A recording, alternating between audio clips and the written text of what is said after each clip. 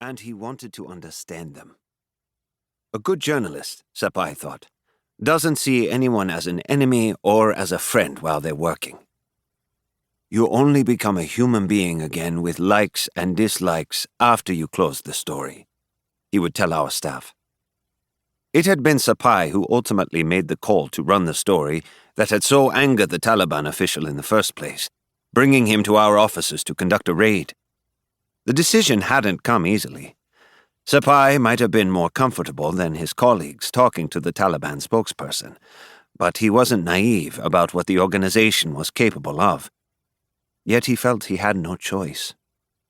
After 6 months in charge, during which they worked to cement their power over the Afghans who remained in the country, Taliban officials had begun asserting their authority over our offices, summoning Moby employees or dropping by the offices almost daily.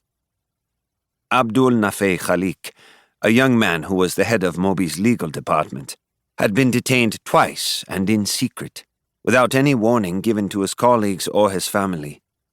Like Sapai, Nafeh was more comfortable around the Taliban than the average Kabul resident, although he had lived most of his early life as a refugee and student in Pakistan.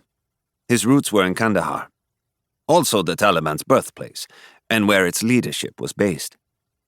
It was Nafeh who had been one of our main on-the-ground negotiators with the Taliban in the months after their assumption of power in August 2021, visiting judges and ministries, fielding text messages and phone calls, trying to argue against the rules and demands made regarding the programming on our radio and TV stations, which grew harsher with each passing day.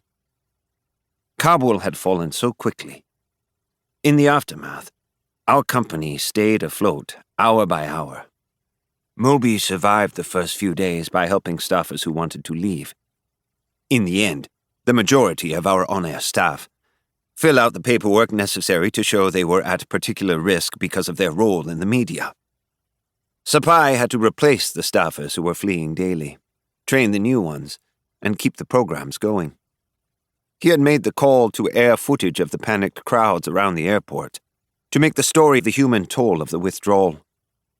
When one of his high-ranking Taliban contacts asked to come on air at Tolo to, he said, reassure the public that this government will be different from the Taliban of the 1990s, Sapai allowed it, assigning a female journalist to do the interview, viewers relishing the official's obvious discomfort. "Saad," Sapai promised me, "I won't let the screens go dark." Every day, we adjusted to the new reality, sometimes by trying to anticipate what decisions the Taliban might make next. Our music programs on both TV and radio were the first to go. No surprise there. Playing and listening to music had been banned under the first Taliban regime. Then we cancelled all the programs where men and women appeared together, including on radio shows that had been on air for nearly the entire 20 years. We accepted that our employees would now have to pass through Taliban security when they came to work. The same group who, in 2016, had declared Tolo News an important tool of warfare of America and the Crusaders, and a legitimate target, were now our best defense against other lethal threats like the Islamic State Khorasan, ISKP, the local branch of ISIS. All female employees made sure that their heads were scrupulously covered and, after a Taliban edict in May 2022, their mouths and noses too. Although we staged a protest requiring male presenters and guests, including Taliban officials, to wear black surgical masks on air.